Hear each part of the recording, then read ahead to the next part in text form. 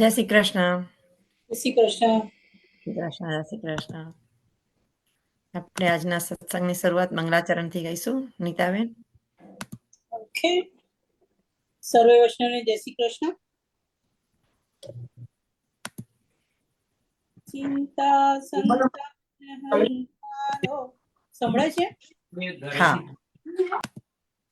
એક જ મિનિટ. ચિંતા સંતાન હંતારો યત્પાદામુજરેણ સ્વીયાનાં તાનિ જાચાર્યં પ્રણમામિ મુહુર્મુહુઃ યદનુગ્રહંતો જંતો સર્વદુઃખાતિવો ભવેत् તમહં સર્વદા વંદે શ્રીમદ્વલ્લભનંદનમ અજ્ઞાનતિમિરાન્ધસ્ય જ્ઞાનાંજનશલાકયા ચક્ષુર્મિલિतं येन તસ્मै શ્રીગુરવે નમઃ.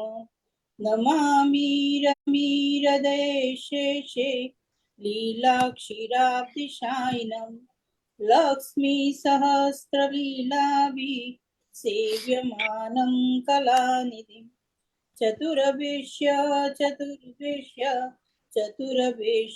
ત્રિભિस्तथा ષડ્વિરાજતે યોऽસૌ પંચદારદયે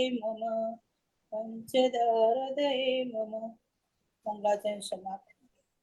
શ્રી વલ્લભાચાર્ય કૃષ્ણ કનૈયા લાલ કી લાલ કી જય. શ્રી ગોપાલ હરે કી શ્યામ સુંદર શ્યામને મહારાણી કી જય.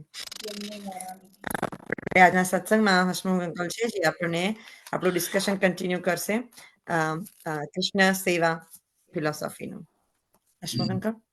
જી. જય શ્રી કૃષ્ણ. સૌ જીવોને હસમુખ શાહના જય શ્રી કૃષ્ણ, જય શ્રી વલ્લભ, દંડવત પ્રણામ. આજે આપણે પુષ્ટિ સેવાનું તત્વદર્શન અને આચરણ, ફિલોસોફી એન્ડ પ્રેક્ટિસ ઓફ પુષ્ટિ સેવા, એ વિષયને આગળ વધારીશું. આજે આપણે પુષ્ટિ ભક્તિ માર્ગના બીજ મંત્ર, દીક્ષા મંત્ર, નિવેદન મંત્ર, બ્રહ્મ સંબંધ મંત્ર વિશે વિસ્તારથી વાત કરીશું. શુદ્ધ શરીરે સ્નાન કરીને, સારા ચોખ્ખા કપડા પહેરીને પ્રભુ સન્મુખ જ આ મંત્રનો ઉચ્ચાર કરી શકાય. આ કારણે હું મંત્રના ભાવાર્થનો જ ઉચ્ચાર કરીશ અને પછી એના વિશે આપણે વાત કરીશું. બ્રહ્મ સંબંધ મંત્ર ભાવાર્થ: કૃષ્ણથી મારો વિયોગ થયાને યુગો વીતી ગયા છે, હજારો વર્ષો વીતી ગયા છે. એ વિયોગના કારણે થવા જોઈતા વિરહનું મને કોઈ દુઃખ જ નથી થઈ રહ્યું.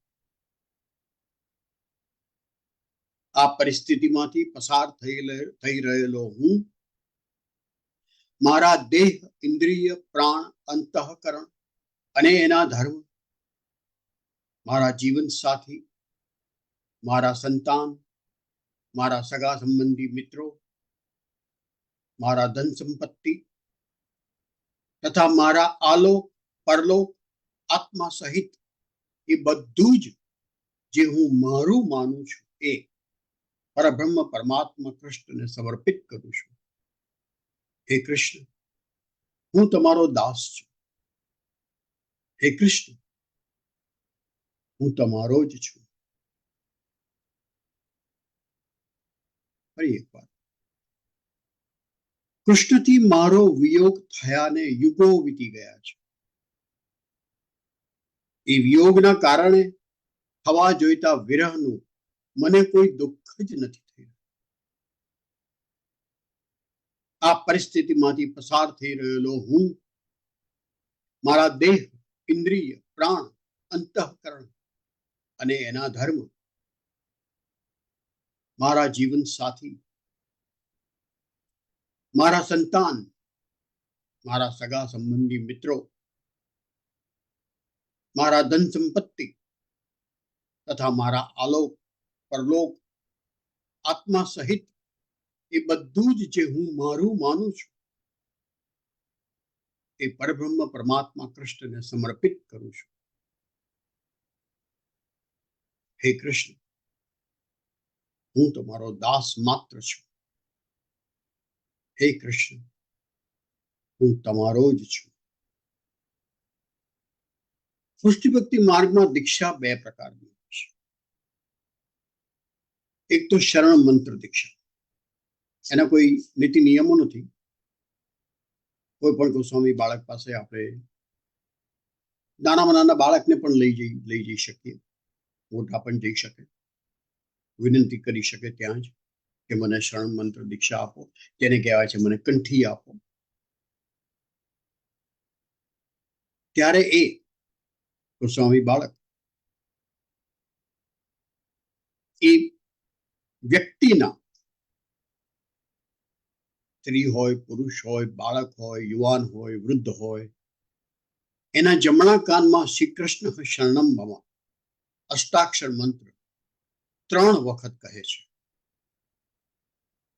અને પછી તુલસીની એક કંઠી પહેરાવે છે.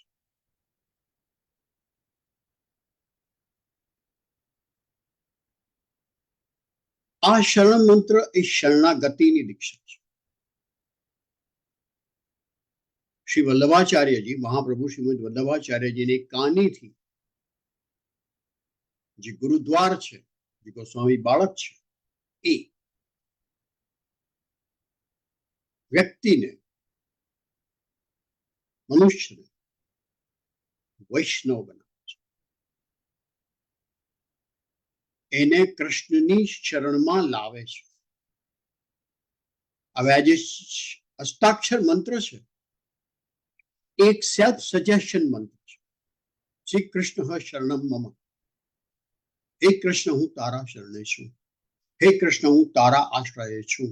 હે કૃષ્ણ, તું જ એક મારો આધાર છે. ઇટ્સ અ સ્ટેટમેન્ટ જે વૈષ્ણવ કરે છે, રિપીટેડલી કરે છે.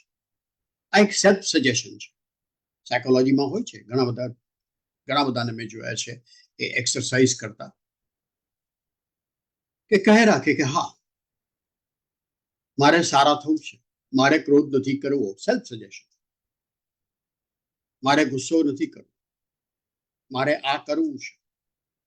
આ સેલ્ફ સજેશન સાયકોલોજી કહે છે કે સેલ્ફ સજેશન અલ્ટિમેટલી આપણા મનને એ દિશામાં દોરી જાય છે અને જ્યાં મન જાય છે ત્યાં આપણે જઈએ છીએ. તો આપણા મનને આ કસરત આપવાની હોય છે. આ શ્રી કૃષ્ણ શરણમ મમ એક સેલ્ફ સજેશન મંત્ર છે. અષ્ટાક્ષર મંત્રને બોલવાના કોઈ જ નિયમો નથી. નિયમ ફ્રી મંત્ર છે. એના અનુષ્ઠાનના કોઈ જ નિયમો નથી. ખરેખર મંત્ર જે હોય એના અનુષ્ઠાનના નિયમ હોય. જેમ કહ્યું કે બ્રહ્મ સંબંધ મંત્ર હોય એ અપ્રસ્તો નહીં કહું, પણ સ્નાન કર્યા બાદ, શુદ્ધ થયા બાદ, શુદ્ધ કપડા પહેર્યા બાદ ભગવાનની છબી પાસે, કૃષ્ણની, શ્રીનાથજીની, શ્રી ગોવર્ધનનાથજીની ના ચિત્રજી પાસે કે સ્વરૂપની સમક્ષ ઉભા રહી 2 હાથ જોડી અને બ્રહ્મ સંબંધ મંત્ર નો 3 વખત પાઠ કરવાનો છે. આ એની એક રીત છે, મર્યાદા છે.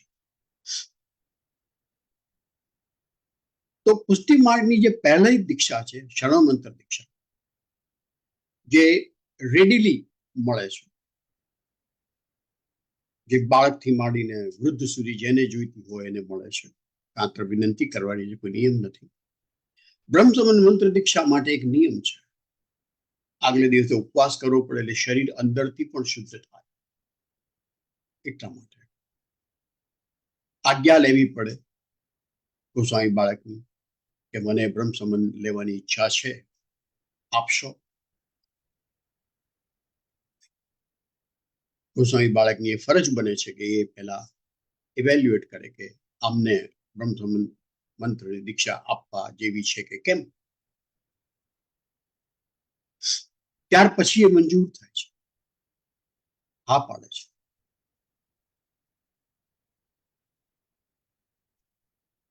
એટલા માટે આગલા દિવસે પછી કે છે કે ઉપવાસ કરજો ને બીજા દિવસે ઠાકોરજીની સમક્ષ, મોટાભાગે શૃંગારના દર્શન વખત ઠાકોરજીની સમક્ષ મંદિરમાં હોય તો અથવા પોતાના ઠાકોરજીની સમક્ષ બ્રહ્મ સંબંધ મંત્રની દીક્ષા આપવામાં આવે છે.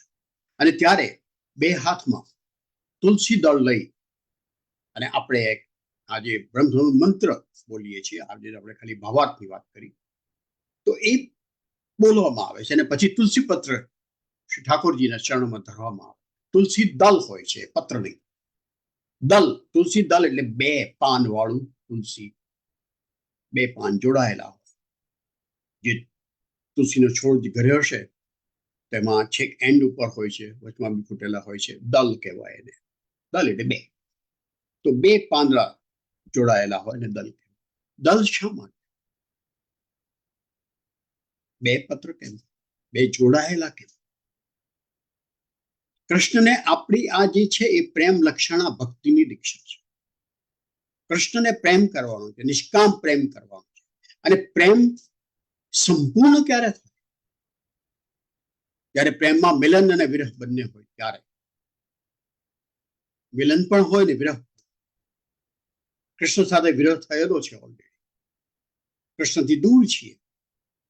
તો બ્રહ્મ સંબંધ મંત્રની દીક્ષા એ કૃષ્ણ સાથેનો વૈષ્ણવનો સંબંધ રીએસ્ટાબ્લિશ કરવામાં આવે છે. કૃષ્ણથી છૂટો પડી ગયો છે.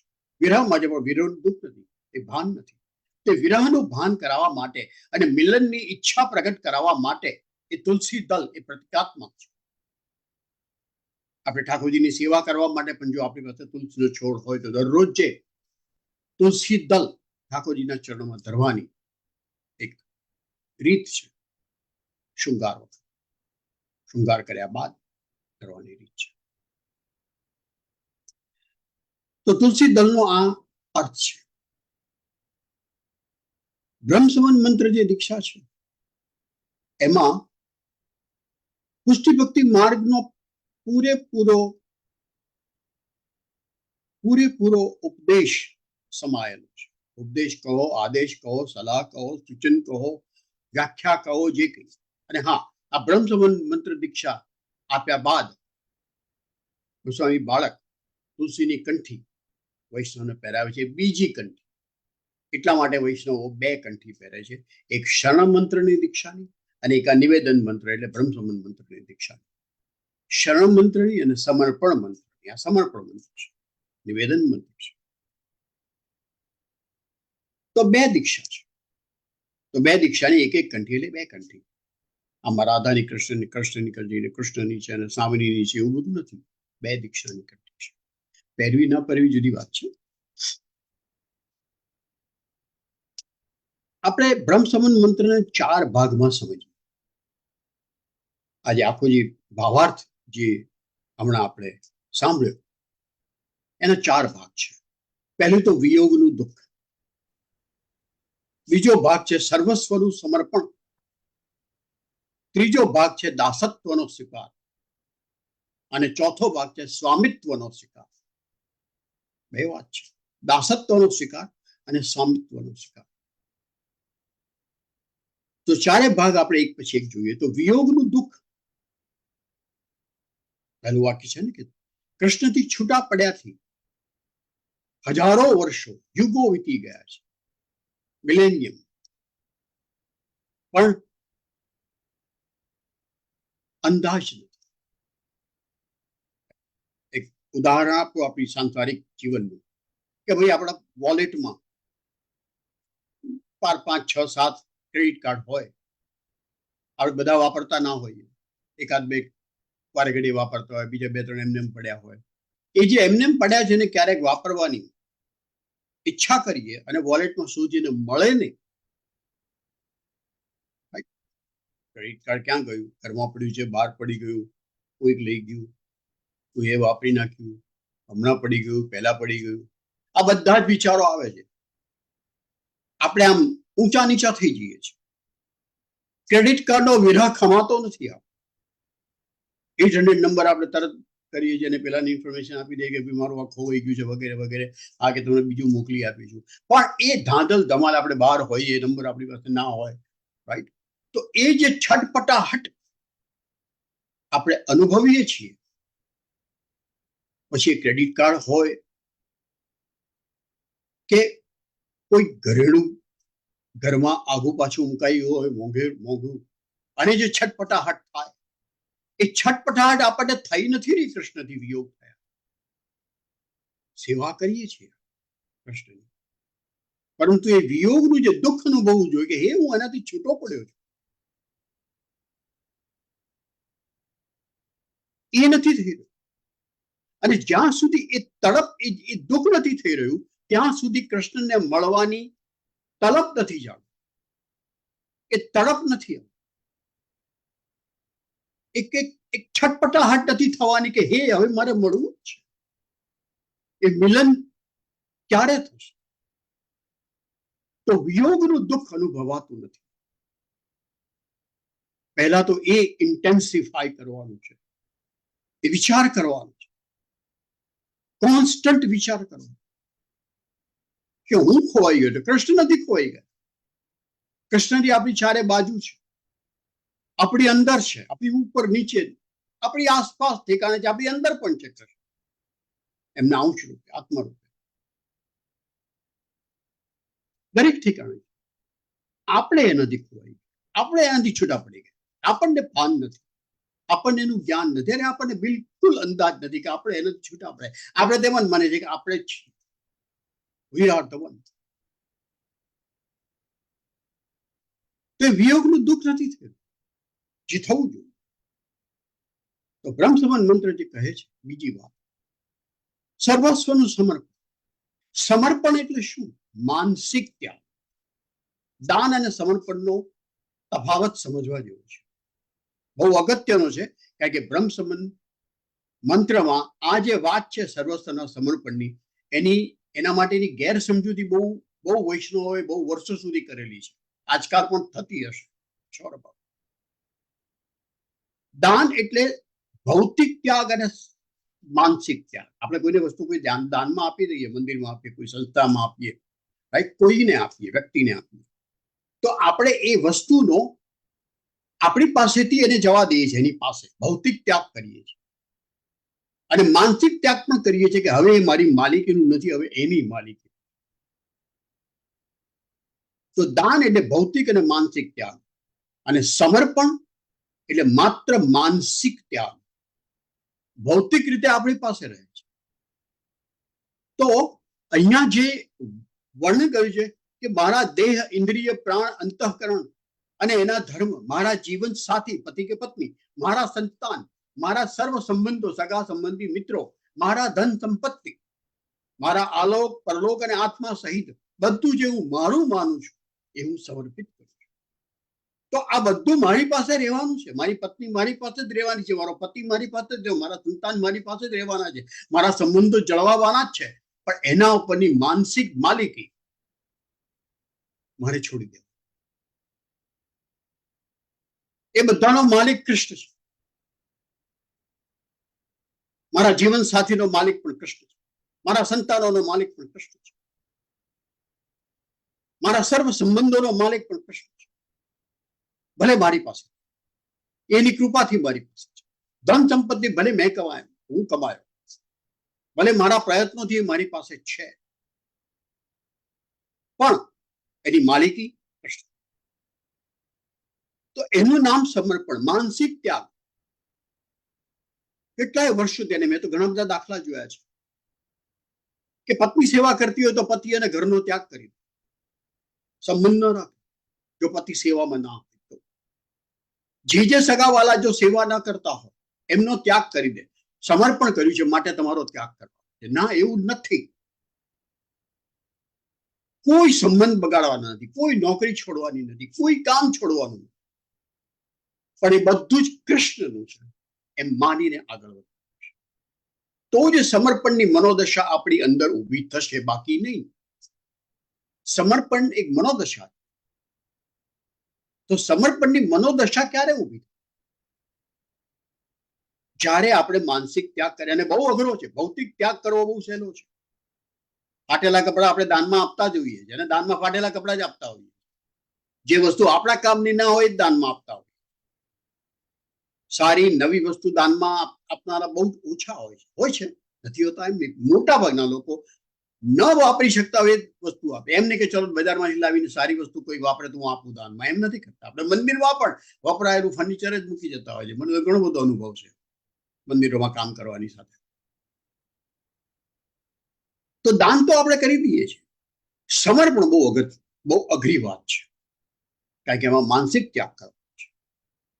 વાપરતા રહી આપણા ઉપયોગમાં લઈ અને એના ઉપરથી આપણે માલિકી ભાવ છોડવા. વિચાર કરી જોજો, બહુ જ અઘરી વાત છે, પણ એ કરવાનું છે. એનું જ નામ સમર્પણ.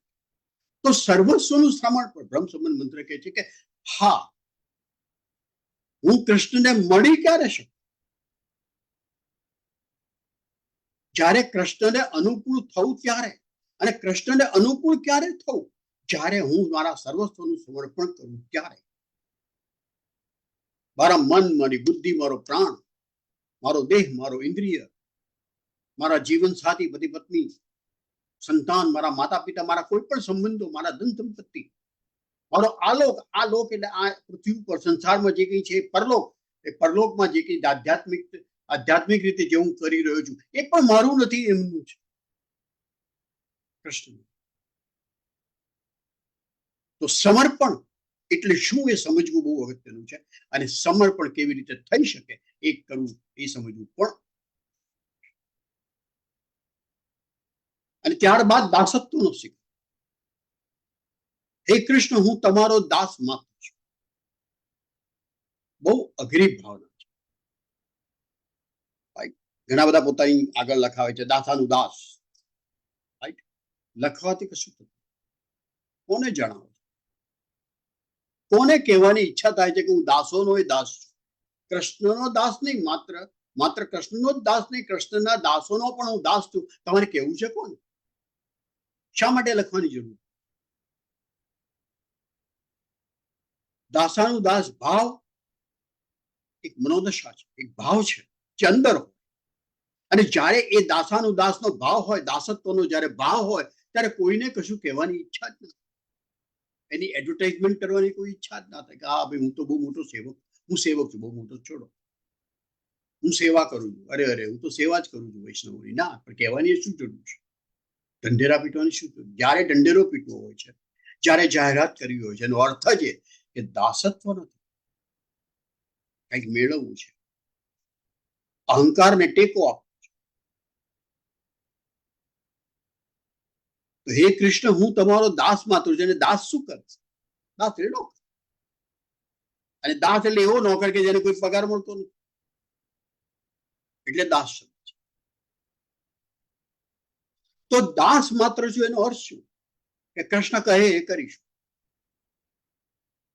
દાસનો અર્થ છે, દાસ હોવાનો અર્થ છે કૃષ્ણ જે કહે છે હું કરીશ. કૃષ્ણની ઈચ્છા એ મારી ઈચ્છા. અને છેલ્લું, સ્વામિત્વનો સ્વીકાર. કૃષ્ણ જ મારા સ્વામી છે. હે કૃષ્ણ, હું તમારો જ છું, બીજા કોઈનો નથી. હું તમારો જ છું. એક સ્ટેટમેન્ટ છે, કૃષ્ણ તવાસ. હે કૃષ્ણ, હું તમારો છું. અને આ થાય પછી કૃષ્ણ કહે કે હા ભક્ત, તું મારો છે અને હું તારો છું. પહેલા આપણે કૃષ્ણના થવું પડે, પછી કૃષ્ણ આપણો થાય. એ પહેલા કૃષ્ણ રાહ જોઈને બેઠો છે કે ક્યારે આ વૈષ્ણવ આ બધું કરી યોગનું દુઃખ એનામાં ઉત્પન્ન થાય, સર્વસ્વનું સમર્પણ કરે, માનસિક ત્યાગ કરે, દાસત્વનો સ્વીકાર કરે અને મારા સ્વામિત્વનો સ્વીકાર કરે. ત્યાર પછી કૃષ્ણ કહે હે વૈષ્ણવ, તું તો મારો છે જ, પણ હું એ તારો છું. આજે અહીં જ વિરમું. આ વિષય વિશે વધુ વાત હવે પછીના સત્સંગ સત્રમાં કરીશું. આપ સૌ આપના મન હૃદય ખુલ્લા કરી મને સાંભળો છો એ મારું સદભાગ્ય છે. આપ સૌનો આભાર. મને વાર્તાલાપ અને નિમંત્રણ આપવા બદલ સેજલબેનનો આભાર. જય શ્રી કૃષ્ણ.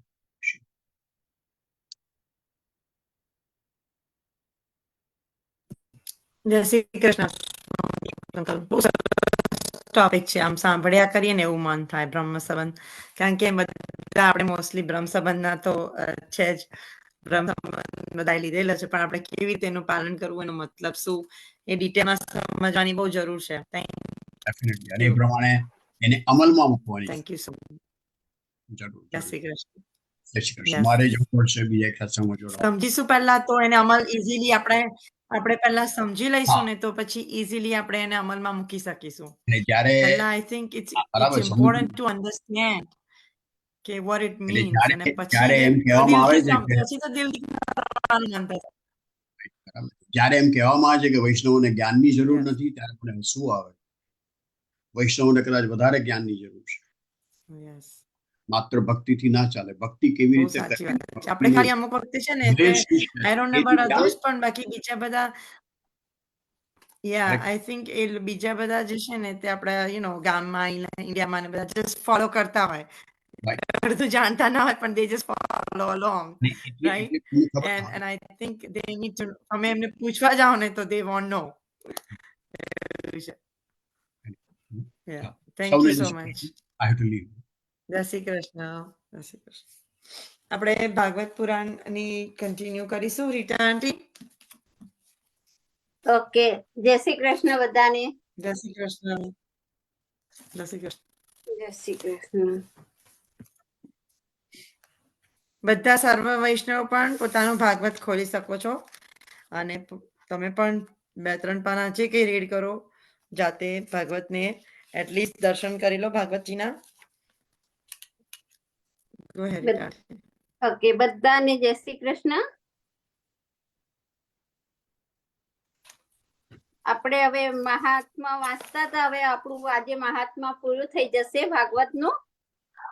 આપણે ગોકર્ણની વાત વાંચતા હતા ગયા વખતની, એને આપણે આગળ વધારીએ છીએ. એમાં હતું કે થોડુંક આપણે પાછળથી વાંચીએ એટલે જેને ના સાંભળ્યું હોય એ આવી જાય કે ગોકર્ણ પિતાના ઉપદેશ આપે છે કે વૈરાગનું સ્વરૂપ સમજાવે છે. સંસાર અસાર છે, દુઃખરૂપ છે. દુનિયામાં મમતાના બંધન સૌથી વધુ દુઃખદાયક છે. આ સંસારમાં કોઈ કોઈનું નથી. નથી તમારો પુત્ર કે નથી તમારી પત્ની, બધા શ્વાસના સગા છે. માટે મમતાનો ત્યાગ કરો અને હવે તમે વનમાં જઈ નિવાસ કરો. પિતાજી, જો અત્યારે સમજી જઈએ, વનમાં જશો તો સારું છે, નહીં સમજો તો કાળ ધક્કો મારીને સમજાવશે. પિતાજી, હવે તમે વનમાં જઈ પ્રભુ ભજન કરો, જીવનની અંતિમ પળ સુધારી લો. જીવનની સાર્થકતા પ્રભુ ભજનમાં છે. આત્મદેવ સમજ્યા, ગંગા કિનારે આવ્યા, પ્રભુ ભક્તિમાં મન પરોવ્યું, એકાગ્રતા સિદ્ધ કરી, સંસાર પ્રત્યેની આસક્તિ છૂટી, ભગવાન પ્રત્યે ભાવ પ્રગટ્યો.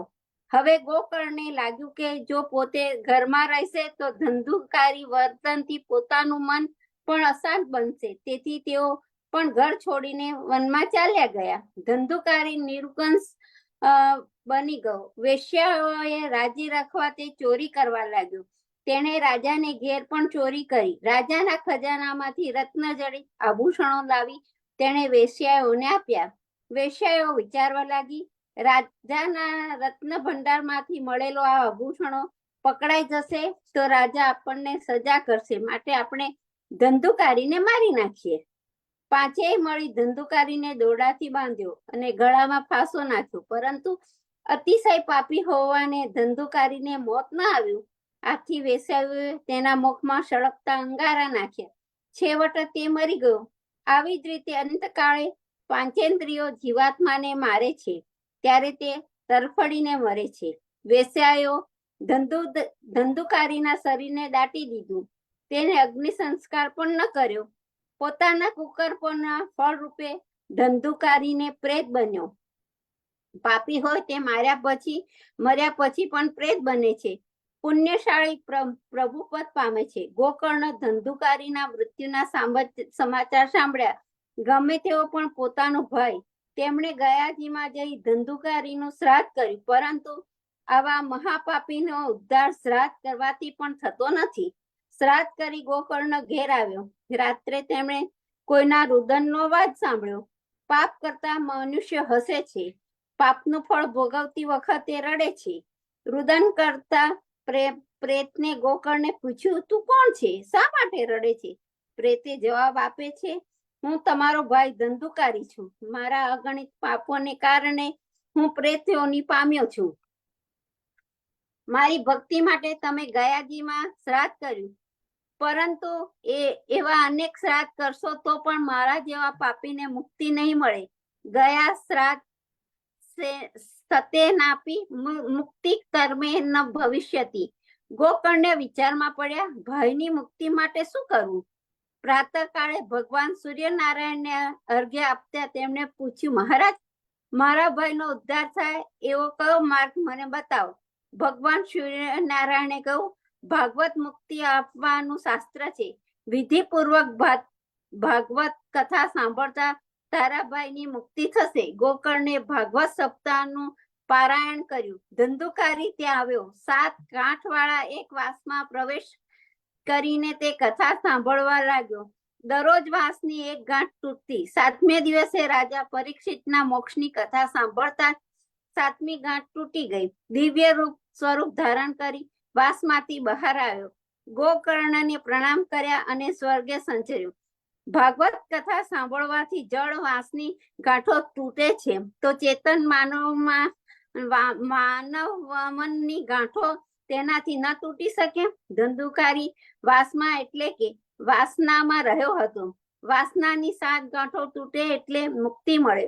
સ્ત્રી, પુત્ર, વ્યવસાય, દ્રવ્ય, કુટુંબ અને સ્નેહી મિત્રો, એ 7 પ્રત્યેની આસક્તિ છોડો, તે મુક્તિ અવશ્ય મળશે. આસક્તિ છૂટે ભાગવત કથા સાંભળવાથી. કથા સાંભળે છે તો સૌ કોઈ, પરંતુ એક કાનથી સાંભળી બીજા કાનથી કાઢી નાખે છે. એવી રીતે સાંભળનારની આસક્તિ કેવી રીતે છૂટે? એક ગૃહસ્થ 12 વર્ષથી ભાગવત કથા સાંભળતા હતા. એક બ્રાહ્મણ રોજ તેમના ઘેર કથા કરવા આવતો. ભાગવત કથા સાંભળવીને એક ગૃહસ્થનો નિયમ હતો. એક દિવસ તેમને બહાર ગામ જવાનું થયું. એ કથા કોણ સાંભળશે? તેમણે બ્રાહ્મણને કહ્યું, મહારાજ, કાલે તો મારાથી કથા નહીં સંભળાય. મારો નિયમ તૂટશે. હવે શું કરું? બ્રાહ્મણે કહ્યું, તમારો પુત્ર કથા સાંભળશે તો ચાલશે. ગૃહસ્થે કહ્યું, એ શું બોલ્યા? એ તો કુમળું બાળક છે. કથા સાંભળી ક્યાંક વૈરાગ્ય આવી જાય તો શું કરું?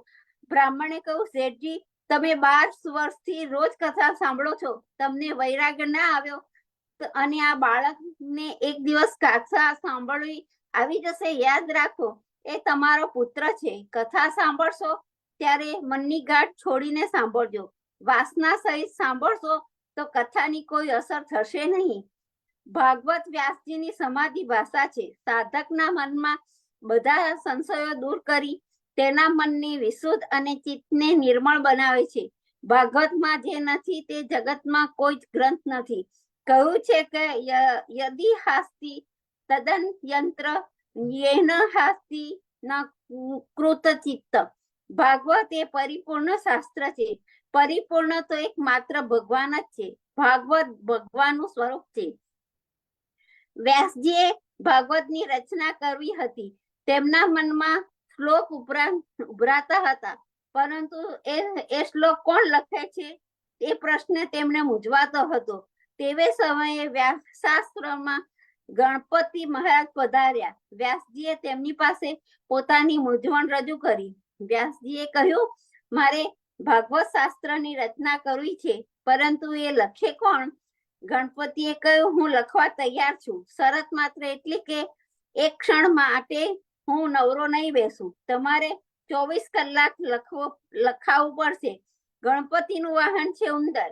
ઉંદર એટલે ઉદ્યમનું પ્રતીક. ઉંદરે ઉદ્યમ કર્યા વગર એક ક્ષણ પણ ન ચાલે. ગણપતિજીની ગતિશીલતાનો એ પ્રભાવ છે. વ્યાસજીએ કહ્યું, ભલે, તેમ કરીશ. હું સતત લખાવીશ, પરંતુ જે કઈ લખવાનું તે યોગ્ય છે કે અયોગ્ય તેનો વિચાર કરીને તમારે લખાવવું પડશે. ગણપતિજી સંમત થયા. વ્યાસજી લખાવે છે, ગણપતિ લખે છે. 100 શ્લોક લખાવી વ્યાસજી એકાદ કૃત શ્લોક લખાવે, એકાદ કુટ શ્લોક લખાવે છે. ગણપતિજી તેની યોગ્યતાનો વિચાર કરવા બેસે છે. તે દરમિયાન વ્યાસજી બીજા શ્લોક વિચારી રાખે છે. એ રીતે ભાગવતનું રચના કાર્ય પૂરું થયું.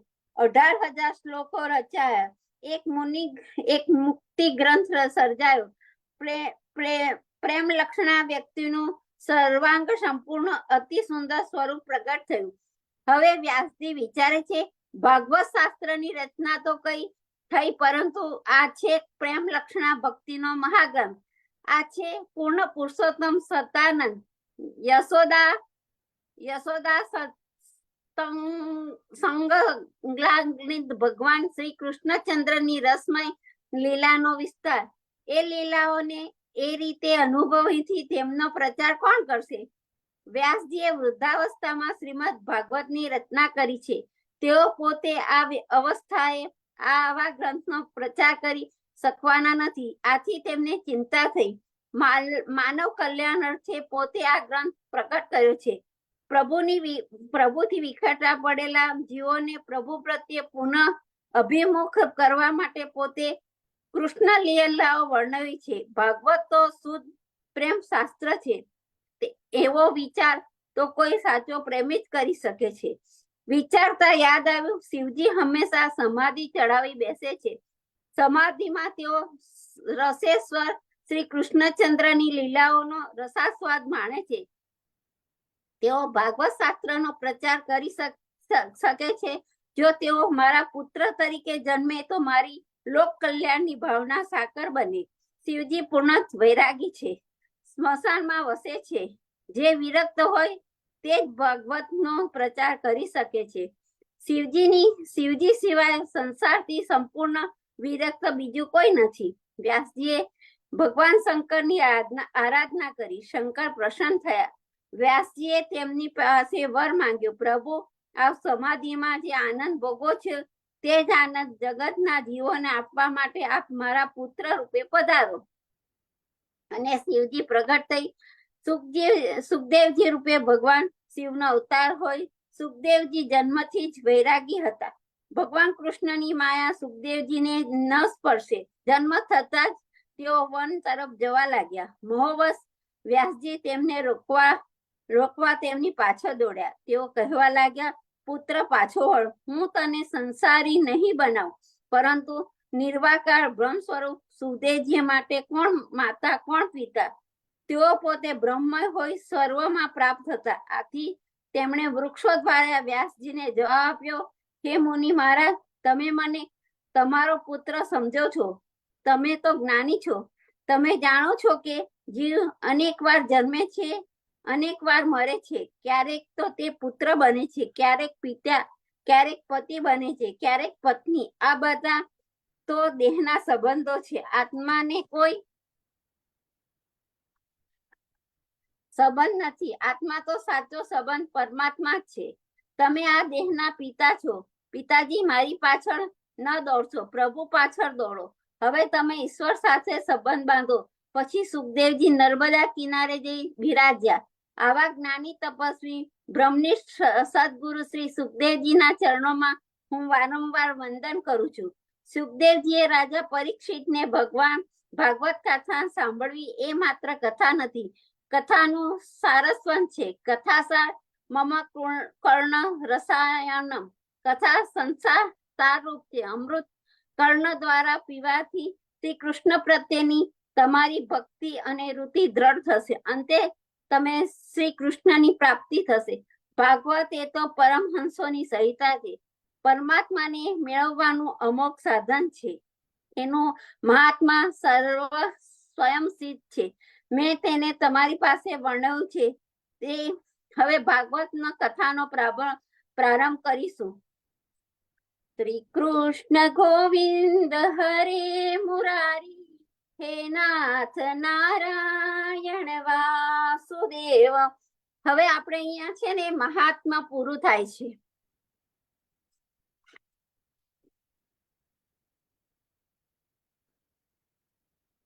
Thank you. જય Shri Krishna. Pages next time થી હવે આપણે છે ને આપણા સ્કંદ ચાલુ થશે. પહેલો સ્કંદ નેક્સ્ટ ટાઈમ થી આપણે વાંચીશું, બરાબર ને?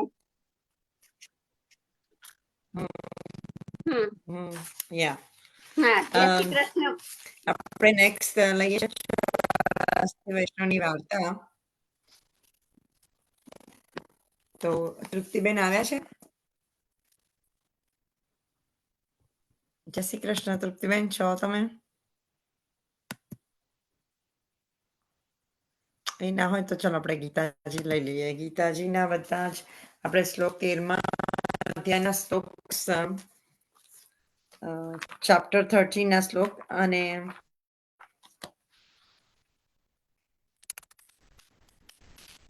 ચેપ્ટર 13 ના શ્લોકમાં આપણે 7મા શ્લોકથી શરૂઆત કરીશું. નીતાબેન.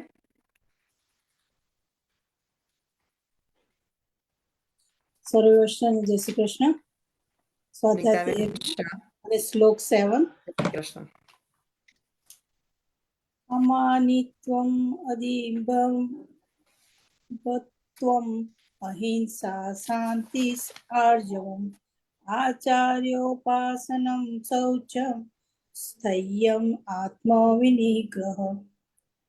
એનો અનુવાદ છે: વિનમ્રતા, દમ વિહીનતા, અહિંસા, સહિષ્ણુતા, સરળતા, સદગુરુનો આશ્રય, પવિત્રતા, સ્થિરતા, આત્મસંયમ, ઇન્દ્રિય તૃપ્તિના વિષયનો ત્યાગ, મિથ્યા અહંકારનો અભાવ, જન્મ મૃત્યુ જરા વ્યાપીના અનિષ્ટની અનુભૂતિ, વૈરાગ્ય, બાળકો, પત્ની, ઘર તથા અન્ય વસ્તુઓની મમતામાંથી મુક્તિ, અનુકૂળ તથા પ્રતિકૂળ ઘટનાનો પ્રતિસંભાવ, મારા પ્રત્યે નિરંતર અનન્ય ભક્તિભાવ, એકાંતવાસની ઈચ્છા, સામાન્ય જન સમૂહથી અલિપ્ત હોવું, આત્મા સાક્ષાત્કારની મહત્વનો સ્વીકાર અને પરમ બ્રહ્મની તાત્વિક શોધ, આ બધાને હું જ્ઞાન તરીકે ઘોષિત કરું છું. અને આ સિવાય જે કંઈ છે તે અજ્ઞાન છે. એનો ભાવાર્થ છે,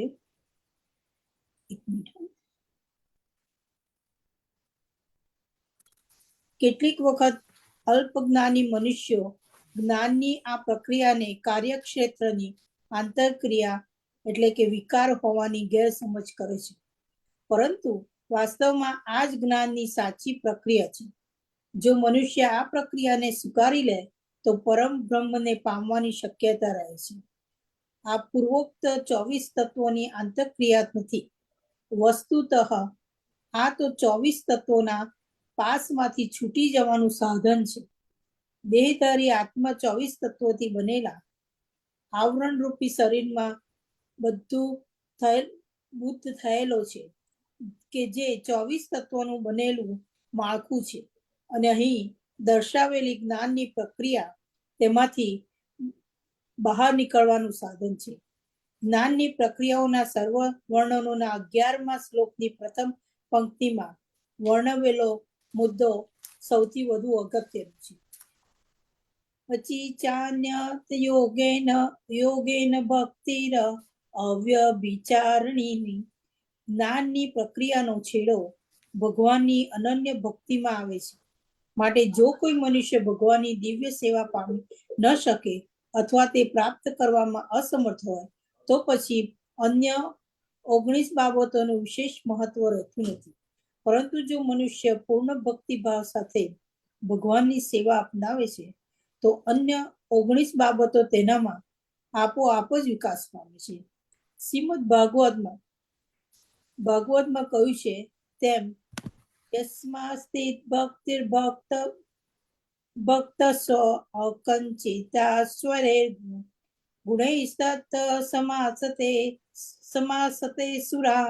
જે મનુષ્ય ભક્તિની વિશુદ્ધ અવસ્થા પ્રાપ્ત કરી લીધી છે તેની અંદર જ્ઞાનના સર્વ ગુણો વિકસિત થાય છે. 8મા શ્લોકમાં જણાવ્યા પ્રમાણે સદગુરુનો આશ્રય પ્રાપ્ત કરવાનું સિદ્ધ અત્યંત જરૂર છે. જે મનુષ્ય ભક્તિનો સ્વીકાર કર્યો છે તેના માટે પણ તે ખૂબ મહત્વનું છે. જ્યારે પ્રમાણભૂત આધ્યાત્મિક ગુરુનો આશ્રય ગ્રહણ કરવામાં આવે છે ત્યારે જ આધ્યાત્મિક જીવનનો શુભારંભ થાય છે. પૂર્ણ પુરુષોત્તમ પરમેશ્વર શ્રી કૃષ્ણ અહીં સ્પષ્ટપણે કહે છે કે જ્ઞાનની આ પ્રક્રિયા એ જ સાચો માર્ગ છે. આ સિવાયના અન્ય કોઈ પણ અનુમાન નિર્થક છે. અહીં જ્ઞાનની જે રૂપરેખા રજૂ કરવામાં આવી છે તેનું પૃથ્થકરણ આ પ્રમાણે થઈ શકે છે. વિનમ્રતા એટલે કે અમાનિત્વ નો અર્થ એ છે કે મનુષ્ય અન્ય દ્વારા સન્માન પામવાની ઈચ્છા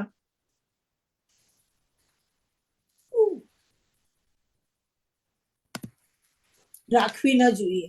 આપણે દેહાત્મ્ય બુદ્ધિના કારણે બીજાઓ પાસેથી સન્માન પામવા બહુ આતુર રહીએ છીએ, પરંતુ પૂર્ણ જ્ઞાન પામેલી વ્યક્તિની દ્રષ્ટિએ શરીર સંબંધી માન કે અપમાન બધું નિર્થક હોય છે, કારણ કે તે જાણતો હોય છે કે પોતે આ શરીર નથી. મનુષ્ય આ દુન્યવી પ્રપંચ પાછળ વલખા મારવા ન જોઈએ. લોકો પોતાના ધર્મ ખાતર પ્રસિદ્ધિ પામવા બહુ આતુર હોય છે. પરિણામે એવું જોવામાં આવે છે કે ધર્મના સિદ્ધાંતોને જાણ્યા વિના મનુષ્ય તેના સમુદાયમાં દાખલ થઈ જાય છે કે જે હકીકતમાં ધર્મના સિદ્ધાંતોનું પાલન કરતો નથી, અને એ રીતે તે પછી ધર્મોપદેશક તરીકે પોતાનો પ્રચાર કરવા ઈચ્છે છે. આધ્યાત્મિક જ્ઞાનમાં વાસ્તવિક પ્રગતિની બાબતમાં મનુષ્ય પોતાનું પરીક્ષણ કરવું જોઈએ કે પોતે એટલે શુદ્ધિ ઉન્નતિ કરી રહ્યો છે. તે આ બાબતો દ્વારા નિર્ણય કરી શકે છે. અને હે અર્જુન, પોતાને શ્રેષ્ઠ માનવા રૂપી અભિમાનનો અભાવ હોવો, દંભાચરણનો અભાવ હોવો, કોઈ પણ પ્રાણીને કોઈ પણ પ્રકારે કષ્ટ ન આપવું જોઈએ. ક્ષમાભાવ, મન, વાણી આદિમાં ત્રીજું ભાવ હોવો જોઈએ. શ્રદ્ધા ભક્તિ સાથે ગુરુજનોની સેવા, બ્રાહ્મ્ય તેમજ આંતરિક શુદ્ધિ હોવી જોઈએ. અંતઃકરણની સ્થિતિતા હોવી મન ઇન્દ્રિયો સહિત શરીરનો નિગ્રહ કરે છે. જય શ્રી કૃષ્ણ. ભૂલચૂક માફ કરજો. આપણે એકચ્યુઅલી આ છે ને તે આ શ્લોક તો એવા છે ને કે એકમાં 5-6 શ્લોક હતા, એટલે બધા મેં ડિવાઈડ કરીને એના મિનિંગ્સ બધાને મોકલ્યા હતા, કારણ કે તો એક જ વ્યક્તિ બધું વાંચ કરવું પડે, એટલે આઈ થિંક મેં પેરેગ્રાફ બધા મોકલ્યા હતા ને એટલે એવું લાગે. હવે શ્લોક નંબર 8મો શ્લોક છે. જયશ્રીબેન. હા, જયશ્રીબેન પટેલ. જય શ્રી કૃષ્ણ. શ્રી વલ્લભાધીશ કી જય. ઇન્દ્રિયાર્થેષુ વૈરાગ્યમ અહંકાર એવ ચ જન્મ મૃત્યુ જરા વ્યાધિ દુઃખ દોષાનુદર્શનમ. તેનો સારાંશ છે: આ લોક અને પરલોકના સર્વ ભોગોમાં આસક્તિ ન હોવી અને અહંકારનો પણ અભાવ, જન્મ મૃત્યુ જરા અને રોગ આદિમાં દુઃખો અને દોષોને વારંવાર જોવા. અને તેનો અનુવાદ છે: અહિંસાનો સામાન્ય અર્થ હિંસા નહીં કરવી કે શરીરનો નાશ ન કરવો એવો થાય છે, પરંતુ અહિંસાનો વાસ્તવિક અર્થ અન્ય જીવોને દુઃખ ન આપવું એવો પણ થાય છે. દેહાત્મ બુદ્ધિના કારણે સામાન્ય લોકો અજ્ઞાનમાં બદ્ધ રહે છે અને તેઓ સતત ભૌતિક યાતનાઓ ભોગવ્યા જ કરે છે. માટે જ્યાં સુધી મનુષ્ય લોકોને આધ્યાત્મિક જ્ઞાન પ્રતિ ઉન્નત કરતો નથી ત્યાં સુધી તે હિંસા આચરે છે. મનુષ્ય લોકોમાં વાસ્તવિક જ્ઞાનનું વિતરણ કરવા માટે સમગ્ર શક્તિથી પ્રયત્ન કરવો જોઈએ કે જેથી લોકોને બોધ મળે અને આ દુનિયાવી બંધનમાંથી મુક્ત થાય. તે જ અહિંસા છે. સહિષ્ણુતા એટલે કે શાંતિ, એટલે કે મનુષ્ય અન્યોના અપમાન તથા તિરસ્કાર સહન કરવા તૈયાર રહેવું જોઈએ. જો મનુષ્ય આધ્યાત્મિક જ્ઞાનમાં પ્રગતિ કરવામાં પરોવાયેલો હોય તો બીજા લોકો પાસેથી અનેક અપમાન તથા ઘણો અનાદર મળે છે. આ અપેક્ષિત જ હોય છે, કારણ કે ભૌતિક પ્રકૃતિનું સ્વરૂપ જ એવું હોય છે. 5 વર્ષના બાળક પ્રહલાદના પિતા તેની ભક્તિના વિરોધી થયા, ત્યારે આધ્યાત્મિક જ્ઞાનોપાસનામાં પરોવાયેલા પ્રહલાદને શુદ્ધા સંકટનો સામનો કરવો પડેલો. તેમના પિતાએ તેમને અનેક વાર જુદી જુદી રીતે મારી નાખવાનો પ્રયત્ન કરેલો, પરંતુ પ્રહલાદે તે બધું સહન કર્યું. તેથી આધ્યાત્મિક જ્ઞાનમાં પ્રગતિ કરતી વખતે અનેક અવરોધ આડા આવી શકે છે, પરંતુ આપણે સહનશીલ રહી દ્રઢ નિશ્ચયપૂર્વક આપણી પ્રગતિ ચાલુ રાખવી જોઈએ. સરળતાનો અર્થ એ જ છે કે કોઈ પણ પ્રકારના કપટ વિના મનુષ્ય એવા સરળ થવું જોઈએ કે તે શત્રુ સમક્ષ પણ વાસ્તવિક સત્યનું ઉદ્બોધન કરી શકે. સદગુરુના શરણ ગ્રહણ કરવાની બાબતમાં કહી શકાય છે કે તે અનિવાર્ય છે, કારણ કે સદગુરુના ઉપદેશ વિના મનુષ્ય આધ્યાત્મિક જ્ઞાનમાં પ્રગતિ સાધી શકતો નથી. મનુષ્ય વિનમ્ર ભાવે સદગુરુના શરણે જવું જોઈએ અને સર્વ પ્રકારે તેમની સેવા કરવી જોઈએ કે જેથી તેઓ પ્રસન્ન થાય અને શિષ્યને આશીર્વાદ આપે. સુપાત્ર સદગુરુ એ ભગવાન કૃષ્ણના પ્રતિનિધિ હોય છે, તેથી જો તેઓ શિષ્યને આશીર્વાદ આપે તો તે દ્વારા શિષ્ય નિયામક સિદ્ધાંતોનું પાલન કર્યા વિના પણ તત્કાળ પ્રગતિ કરી શકે છે. અથવા જે શિષ્ય અનન્ય ભાવે સદગુરુની સેવા કરે છે તેને માટે સર્વ નિયામક સિદ્ધાંતો બહુ સરળ થઈ જાય છે. આધ્યાત્મિક જીવનમાં પ્રગતિ કરવા માટે પવિત્રતા એટલે કે સંયમ અનિવાર્ય છે. જય શ્રી કૃષ્ણ. વલ્લભાધીશ કી જય. શ્રી ભાગવત ભગવાન. જય શ્રી કૃષ્ણ. થેન્ક યુ જયશ્રીબેન. જય શ્રી શ્લોક કૃષ્ણ. નંબર 9મો, જ્યોત્સનાબેન ભટ્ટ. જ્યોત્સનાબેન, જયશ્રીબેન પછી તમે ભાવગીત ગાવાના છો ને? હા. ઓકે. જ્યોત્સનાબેન જોડાયા જ હશે. જ્યોત્સનાબેન, જય શ્રી કૃષ્ણ. જય શ્રી કૃષ્ણ. સોરી. જય તો શ્રી કૃષ્ણ. સેજલબેન ના ફોન થી કેવી રીતે કરવાનું આવડતું શ્લોક નથી. નંબર 9મો વાંચશો? સંભળાય છે? સંભળાય? હા, હેલો.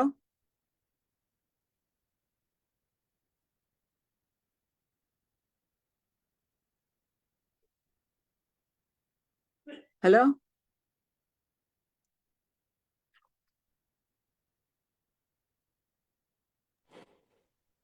હેલો. હા બોલો, સંભળાય છે. હા, પણ આપણે સેજલબેન, મને ફોન માંથી કાઢીને આવડતું નથી, કેવી રીતે કરવાનું?